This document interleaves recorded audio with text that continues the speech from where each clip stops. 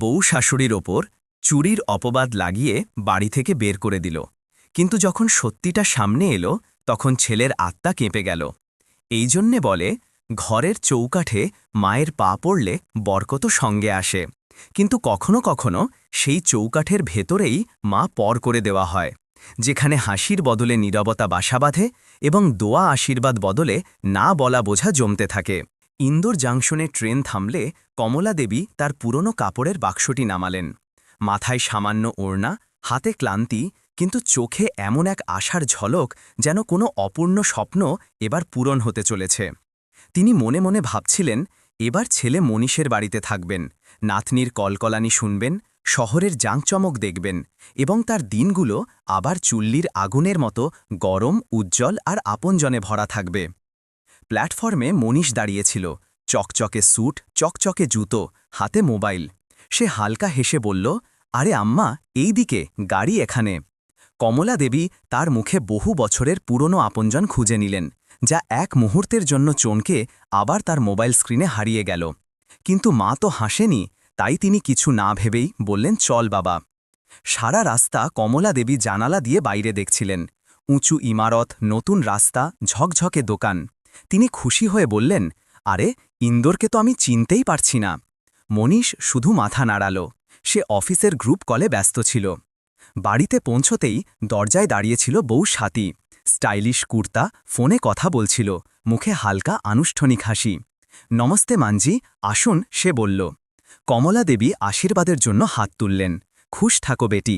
স্বাতী মাথা নত করল, কিন্তু তার চোখে সেই আপনত্ব ছিল না, যার জন্য কমলা দেবী বহু বছর ধরে অপেক্ষা করছিলেন। তাকে বাড়ির পেছনের দিকে একটা ছোট ঘর দেওয়া হলো, পুরনো বাক্স, বাচ্চাদের পুরনো খেলনা এবং কিছু অপ্রয়োজনীয় জিনিসের সাথে। স্বাতী বলল, মানজি, বাচ্চাদের পড়ার ঘর সামনে, তাই আপনাকে এটা দেওয়া হলো। কমলা দেবী হেসে বললেন, আমার তো শুধু একটা কোণাই দরকার বেটি। ঘরটা একটু স্যাঁতস্যাঁতে ছিল, দেওয়ালে হালকা দাগ, জানালার কাঁচ আধা ভাঙা। কিন্তু কমলা দেবী তার পুরনো সুতির চাদর বিছালেন, ভগবানের ছবি টাঙালেন এবং মনে মনে বললেন, বাড়ি তো বাড়িই হয়, কোণা যেমনই হোক। সন্ধ্যা হল, সবাই ডাইনিং টেবিলে বসল। কমলা দেবী চেয়ার টেনে বসতে চাইলেন, কিন্তু স্বাতী বলল, মানজি, আপনি আগে খেয়ে নিন, বাচ্চাদের অনলাইন ক্লাস আছে। তিনি বললেন, না বেটি, সবার সাথেই খেয়ে নেব। বাচ্চারা হেডফোন লাগিয়ে মাথা নিচু করে রাখল। মনীষ কোনো ইমেলে মগ্ন ছিল। কমলা দেবী থালায় রুটি ছিঁড়লেন, কিন্তু রুটি তার গলাতেই আটকে গেল। বাড়িতে থেকেও আলাদা থাকার স্বাদ সবচেয়ে তেতো হয়। রাতে তিনি জানালার কাছে বসেছিলেন। শহরের আলো মিটমিট করছিল, কিন্তু তার ভেতরের অন্ধকার বাড়ছিল। সেই সময় কাজের লোক রত্না এলো। আম্মাজি, কিছু লাগবে? না বেটি, এমনিই বসে আছি। রত্না হেসে বলল, আম্মাজি, আপনি আছেন তাই এই বাড়িতে একটু উষ্ণতা আছে, না হলে সবার জীবনই তো ফোনে বন্দি। কমলা দেবীর ঠোঁট সামান্য কেঁপে উঠল, কিন্তু তিনি কিছু বললেন না। পরের দিন সকালে স্বাতীর আওয়াজ এলো, মানজি, একটু চা বানিয়ে দেবেন, আমার মিটিং আছে। তিনি বললেন, হ্যাঁ বেটি, এখুনি বানাই। তার হাত কিছুটা কাঁপছিল, কিন্তু মনে এই আনন্দও ছিল যে হয়তো ধীরে ধীরে পরিবেশ ঠিক হয়ে যাবে। তিনি আদা চা বানালেন, ট্রেতে রাখলেন এবং স্বাতীর ঘরে দিলেন। স্বাতী না দেখে বলল, থ্যাংক ইউ মানজি। কমলা দেবী চুপচাপ নিজের ঘরে ফিরে এলেন। তিনি মনীষের ছোটবেলার অ্যালবাম সঙ্গে এনেছিলেন। ছবিগুলোর ওপর আঙুল বুলিয়ে বললেন, তুই কাঁদলে রাত ভর কোলে নিয়ে থাকতাম, এখন তুই এত বড় হয়ে গেছিস যে নিজের মাকে ঠিক করে দেখতেও পারিস না। দুপুরে রত্না এলো, আম্মাজি, আজ মুখে ক্লান্তি কেন? কমলা দেবী হাসলেন, ক্লান্তি নয় বেটি, শুধু স্মৃতি। যখন এই বাড়ি আমি চালাতাম, যখন মনীষ আমার কোলে হাসত। রত্না ধীরে ধীরে বলল, আম্মাজি, ছেলে বড় হয়ে যায়, কিন্তু মায়ের মন কখনো বুড়ো হয় না। সন্ধ্যায় মনীষ ফিরল। কমলা দেবী সাহস করে বললেন, আজ তোর জন্য ডালবাটি বানিয়েছি, ছোটবেলায় খুব পছন্দ ছিল। মনীষ ব্যাগ রাখতে রাখতে বলল, আম্মা, এখন মন নেই, অর্ডার করে নেব। কমলা দেবী শুধু ঠিক আছে বেটা বললেন এবং মুখ ফিরিয়ে নিলেন। রাতে তিনি নিজের পুরনো সিন্দুক থেকে গ্রামের মাটির একটা ছোট শিশি বের করলেন। গন্ধ শুকে তার চোখ ভরে এলো। কমপক্ষেই মাটিটা তো আমাকে আপন মনে করে, তিনি ধীরে ধীরে বললেন। পরের দিন সকালে তিনি রান্নাঘরের দিক থেকে স্বাতীর আওয়াজ শুনলেন, মাম্মি, ওই একই অভ্যাস, সব কিছুতে নাক গলানো, দেখি কতদিন টিকে থাকেন। কমলা দেবীর হাত থেকে কাপ হালকা কেঁপে উঠল। তার চোখ ভরে এলো, কিন্তু তিনি চুপচাপ ঘরে ফিরে গেলেন। তিনি ভগবানের সামনে প্রদীপ জ্বালালেন এবং নিচু স্বরে বললেন, হে প্রভু, শুধু এই বাড়িতে সুখ থাকুক, আমার আর কিছু চাই না। তারপর কমলাদেবী নিজেকে বললেন, হয়তো ২-৪ দিনের মধ্যে সব ঠিক হয়ে যাবে, ছেলে তো তারই। তিনি জানালা খুললেন, বাতাস এলো, কিন্তু সঙ্গে তার একাকিত্ব। তবুও হাসি বজায় থাকল, কারণ তিনি মা ছিলেন, যিনি কম ভাঙেন, বেশি গড়েন। একটু পরে তিনি ঘর থেকে বের হলেন। হয়তো বাড়ির কোথাও কোনো কাজ আছে, হয়তো কারোর তাকে দরকার, হয়তো কেউ আম্মা বলে ডাকবে। কিন্তু বসার ঘরে শুধু টিভির আওয়াজ, যেখানে কার্টুন চলছিল এবং সাথী সোফায় বসে মোবাইল স্ক্রোল করছিল। কমলাদেবী হালকা স্বরে জিজ্ঞাসা করলেন, বেটি, কিছু সাহায্য লাগবে? সাথী না দেখে জবাব দিল, না মানজি, সব হয়ে গেছে, আপনি শুধু বিশ্রাম করুন। এই বিশ্রাম করুন কথাটা এখন কমলাদেবীর কাছে এমন মনে হতো যেন কেউ বলছে, দূরে থাকুন। তিনি রান্নাঘরে গেলেন। সিঙ্কে বাসন পড়েছিল। তিনি ধীরে ধীরে হাত বাড়ালেন, কিছু একটা তুলেছিলেন। এমন সময় পেছন থেকে সাথী এসে বলল, আরে মানজি, থাক না, আপনি কেন কষ্ট করছেন? আপনি নিজের ঘরে থাকুন, আপনার হাত লাগানো ভালো লাগে না। ভালো লাগে না।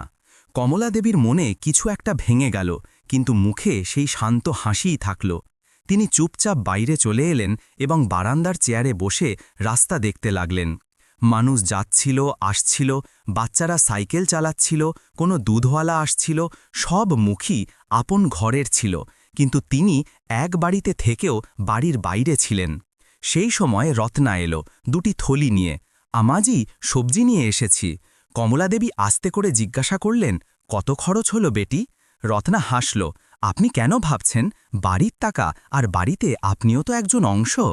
এই শুনে কমলাদেবী কাঁদতে কাঁদতে হেসে ফেললেন, অংশ? হ্যাঁ বেটি, বাড়িতে অংশ থাকে, শুধু আমার অংশটা হয়তো কোনো ভুলে যাওয়া ঘর। রত্নাদার হাত ধরল, আম্মাজি, আপনি মন খারাপ করবেন না, আমি জানি বউ কেমন। কমলাদেবী সঙ্গে সঙ্গে হাত ছাড়িয়ে নিলেন, না বেটি, বউ খারাপ নয়, শুধু সময়ের হেরফের। দুপুরে তিনি নিজের ঘরে ফিরে এলেন। এদিক ওদিক দেখলেন, এক কোণে বাক্স, অন্য কোণে কিছু পুরনো বাসন, ওপরে ঝোলানো বাচ্চাদের ভাঙা খেলনা। তার মনে হল যেন এই ঘরটা শুধু জিনিস রাখার জায়গা এবং তাকেও সেই জিনিসের মধ্যেই গোনা হচ্ছে। তিনি বাক্স থেকে কিছু টাকা বের করলেন এবং ভাবলেন, কাল মন্দিরে যাব, মন হালকা হবে। কিন্তু তখনই বাইরে থেকে আওয়াজ এলো, মানজি, দরজা বন্ধ করে রাখবেন, বাচ্চারা খেলতে খেলতে আপনার জিনিস ফেলে দেয়। কমলাদেবী দরজা বন্ধ করে দিলেন। এক মুহূর্তের জন্য মনে হল যেন ঘরের বাতাসও বলছে, এখন তুমি বাইরে যেতে পারবে না। তিনি ধীরে ধীরে বিছানায় বসলেন এবং জানালার জালি আটকে থাকা ধুলো দেখতে দেখতে বললেন, হে ভগবান, এই ঘরটা কি আমার, নাকি আমি এই ঘরে শুধু থাকছি? সন্ধ্যায় মনীষ এলো। কমলাদেবী আশা করলেন হয়তো আজ সে মায়ের সাথে 2টো কথা বলবে। তিনি হেসে বললেন, বাবা, কেমন আছিস? মনীষ সোফায় ব্যাগ রাখতে রাখতে বলল, ঠিক আছে আম্মা, খুব ক্লান্ত হয়ে গেছি, একটু বিশ্রাম করি। এবং সে সোজা নিজের ঘরে চলে গেল। কমলাদেবী সেখানেই দাঁড়িয়ে রইলেন। হালকা একটা আওয়াজ তার ঠোঁট থেকে বেরোল, একটু আমার কাছেও তো বসতে পারতিস, 2টো কথা বলতে পারতিস।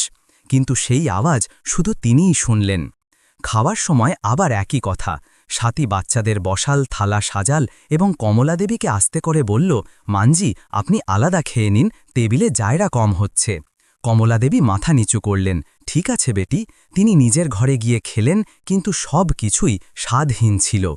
এক মা যখন নিজের ঘরে অতিথি হয়ে যান, তখন ডালও জল লাগে আর রুটিও পাথর। রাতে তিনি জানালা খুললেন, বাতাস এলো, কিন্তু এবার বাতাসে একাকিত্ব ছিল না, ছিল সামান্য ছিল সামান্য উদাসীনতা এবং অনেক ক্লান্তি। তিনি আকাশের দিকে তাকালেন, তারায় ভরা ছিল। আমার গ্রামের আকাশেও এত তারা থাকত। তিনি বলতে বলতে চুপ হয়ে গেলেন। আজ গ্রাম অনেক দূরে ছিল এবং ছেলে খুব কাছে থেকেও অনেক দূরে। কিছুক্ষণ পরে রত্না দরজায় টোকা দিল, আম্মাজি, আমি যাচ্ছি, কিছু লাগবে? কমলাদেবী মাথা নাড়লেন, না বেটি, শুধু দোয়া দে। দোয়া? হ্যাঁ, তুই খুশি থাক, তুই তো এই বাড়িতে আমাকে মানুষ মনে করিস। রত্না চলে গেল। ঘর আবার শান্ত হয়ে গেল। কমলা দেবী ভগবানের ছবি নামালেন, সামনে রাখলেন এবং ধীরে ধীরে বললেন, হে প্রভু, আমি এটা চাই না যে আমার ছেলে আমাকে খুব ভালোবাসুক, শুধু এতটুকু করে দাও যে আমাকে পর না ভাবে। চোখে জল ভরে এলো, কিন্তু তিনি নিজের চোখ মুছে ফেললেন। কেঁদে কি হবে কমলা, তুই তো মা। তিনি আলো নিভিয়ে দিলেন। বিছানায় শোয়ার সময় তিনি ভাবলেন, কাল সকালে তাড়াতাড়ি উঠব, হয়তো কাজের সুযোগ পাব, হয়তো আজ ছেলে কথা বলবে, হয়তো বউ একটু হাসবে, হয়তো বাড়িতে একটু আমারও অংশ হবে। আশা এখনও শ্বাস নিচ্ছিল, হৃদয় এখনও অপেক্ষা করছিল, কারণ মা আশা ছাড়তে জানেন না। মন ভাঙলেও তিনি জোড়েন, এবং বাড়ি তাকে যত পর করে দিক না কেন, তিনি তবুও ঘরই থাকেন। পরের দিন সকালে হালকা আলো ছড়িয়েছে, দরজায় ক্যাচক্যাচ আওয়াজ হল।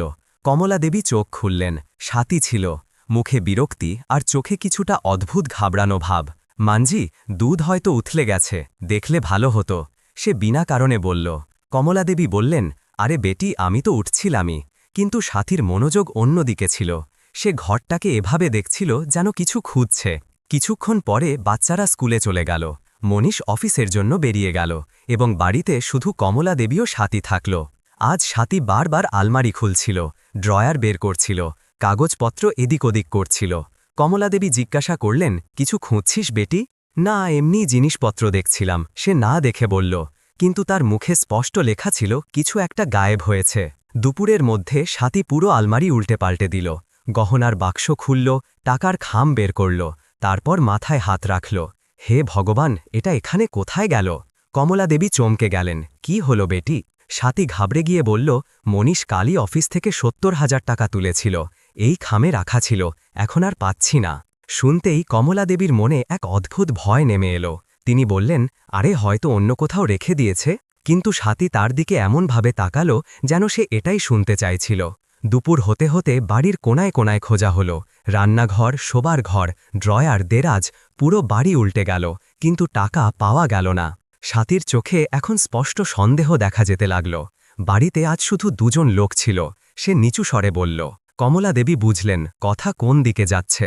তিনি সঙ্গে সঙ্গে বললেন, বেটি, আমি তো কিছু দেখিনি, আমি তো নিজের ঘরেই ছিলাম। কিন্তু সাথী শুধু আধা হাসল, সেই হাসি যা বিশ্বাস নয়, সন্দেহ বোঝায়। সন্ধ্যায় মনীষ বাড়ি এলো, তখন সাথী কানে কানে বলল, তোমার টাকা গায়েব হয়েছে। মনীষের কপাল কুঁচকে গেল। কি? বাড়িতে কে নিতে পারে? সাথী ঘাড় ঝুঁকিয়ে বলল, বাড়িতে কে আছে সেটা বলার দরকার আছে কি? এই কথাগুলো কমলাদেবী ঘর থেকে শুনে ফেললেন। তার পায়ের নিচের মাটি সরে গেল। মনীষ তার ঘরে এলো। কমলাদেবী উঠে বললেন, কি হয়েছে বাবা? মনীষ ধীরে ধীরে জিজ্ঞাসা করল, আম্মা, আপনি কোথাও দেখেছেন কি টাকাগুলো? কমলাদেবী যেন পাথর হয়ে গেলেন। তুইও জিজ্ঞাসা করছিস? মনীষ চুপ ছিল, চোখ নিচু। সে জানত, না চাইতেও অভিযোগ সম্পূর্ণ হয়ে যায়। কমলাদেবীর বুকে প্রথমবার জোরে ধাক্কা লাগল। তার ছেলের আওয়াজে বিশ্বাস ছিল না, ছিল প্রশ্ন। সাথী রেগে বলল, আম্মাজি, আপনার আপত্তি না থাকলে আপনার বাক্সটা দেখতে পারি? কমলাদেবী যেন অন্ধকারে ঠেলে দেওয়া হলেন। আমার বাক্স? তাতে তো শুধু কাপড় আছে, ভগবানের ছবি আছে। কিন্তু সাথী অনুমতির অপেক্ষা করল না, সোজা বাক্সের কাছে গেল, ঢাকনা খুলল, কাপড় সরালো, পুরনো কাগজপত্র উল্টালো। কমলাদেবী হাত জোর করে বললেন, বউ, ভগবানের জন্য এমন করিস না বাবা। সাথী হঠাৎ হাত থামিয়ে দিল, চোখ ছড়িয়ে গেল। মেঝেতে দুটি মোড়ানো নোটের বান্ডিল পড়েছিল। মনীষের পায়ের নিচে যেন মাটি সরে গেল। কমলাদেবীর হাত কাঁপতে লাগল।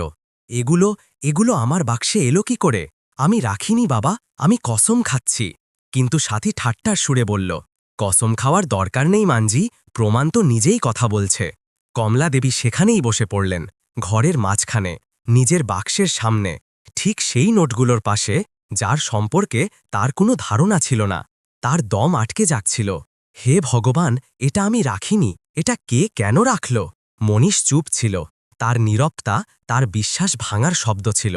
রত্না সেই সময় কাজে এসেছিল, সেই দৃশ্য দেখল এবং ছুটে এসে বলল, আরে আম্মাজি, এমন করতে পারেন না, আমি এদের জানি, এরা তো নিজের আঙুলের আংটি পর্যন্ত কারো জন্য খুঁজে দেন। সাথী চিৎকার করে বলল, তুমি মাঝখানে কথা বলো না, যখন দরকার হবে তখন পুলিশই বলবে কোনটা সত্যি আর কোনটা মিথ্যে। পুলিশ? কমলাদেবীর শ্বাস বন্ধ হয়ে গেল, তার চোখ ভয়ে বড় হয়ে গেল। মনীষ সাথীকে থামালো, আরে কি পুলিশ, ছাড়ো। কিন্তু সে মায়ের চোখের দিকে তাকিয়ে বলল, আম্মা, আপনি কি সত্যি? এই শব্দগুলি তীর হয়ে তার হৃদয়ে বিঁধে গেল। কমলা দেবী নিজের বুকে হাত রাখলেন। হে ভগবান, আমার নিজের ছেলে আমাকে এই প্রশ্ন করছে। এবং প্রথমবার তার চোখ থেকে ভাঙা জল গড়িয়ে পড়ল। তিনি ধীরে ধীরে ফিসফিস করে বললেন, যদি বাড়ি থেকে কিছু চুরি করতাম, তাহলে কি তোর মা নিজের হৃদয়ে অবশিষ্ট সম্মানটা চুরি করত না বাবা? ঘর সম্পূর্ণ শান্ত হয়ে গেল। মনীষ মাথা নিচু করল, স্বাতী ঠোঁট কামড়াল, রত্না কাঁদতে শুরু করল। কিন্তু কমলা দেবীর চারপাশে সেই সবচেয়ে ভয়ঙ্কর নীরবতা ছিল, যার নাম বিশ্বাসের মৃত্যু। তাদের মাঝে দাঁড়িয়ে থাকা সেই ৭০,০০০ টাকা মায়ের চরিত্রের ওপর নয়, তার হৃদয়ের ওপর চাপানো অপবাদ ছিল। আর এখন এই বাড়িতে কমলা দেবীর জন্য শুধু একটি জিনিস বাকি ছিল, একটি ভাঙা ঘর, কিছু ভাঙা খেলনা, কিছু ভাঙা স্বপ্ন এবং একজন ভেঙে যাওয়া মা। যখন রাত হল, কমলা দেবী বিছানায় শোয়াননি, শুধু খাটের কিনারায় বসে রইলেন। চোখ শুকিয়ে গিয়েছিল, কিন্তু মন কাঁদতে চাইছিল, এত কাঁদতে চাইছিল যে আওয়াজ বাইরে বেরোচ্ছিল না। তিনি ধীরে ধীরে ভগবানের ছবি তুললেন, একটা লম্বা শ্বাস নিলেন। ভগবান, যদি আমি কিছু ভুল করে থাকি তবে আমাকে শাস্তি দিও, কিন্তু আমার ছেলের চোখে আমার জন্য সন্দেহ রেখো না। ঘরে এত নীরবতা ছিল যে ঘড়ির টিকটিকও দোষী সাব্যস্ত করছিল। অন্যদিকে মনীষ অনেকক্ষণ ধরে এপাশ ওপাশ করছিল। স্বাতী বলল, ঘুমাচ্ছ না কেন? মনীষের স্বর ভারী ছিল। আজ মায়ের চোখ দেখেছি, মনে হচ্ছিল যেন ওন সব শেষ হয়ে গেছে। স্বাতী বিরক্ত হয়ে বলল, ভুল করেছে তো কষ্ট তো হবেই। মনীষ সঙ্গে সঙ্গে বলল, তোমার এত বিশ্বাস কি করে হলো যে উনিই নিয়েছেন? কিন্তু স্বাতী আবার একই কথা বলল, সারা বাড়ি আমি উল্টেছি, শুধু ওই ঘর থেকেই টাকা পাওয়া গেল, আর কোথায় বা যাবে? মনীষ চুপ হয়ে গেল, কারণ সেই নীরবতা সন্দেহকে শক্তি যোগায়। পরের দিন সকালে বাড়িটা অন্যদিনের মতো ছিল না।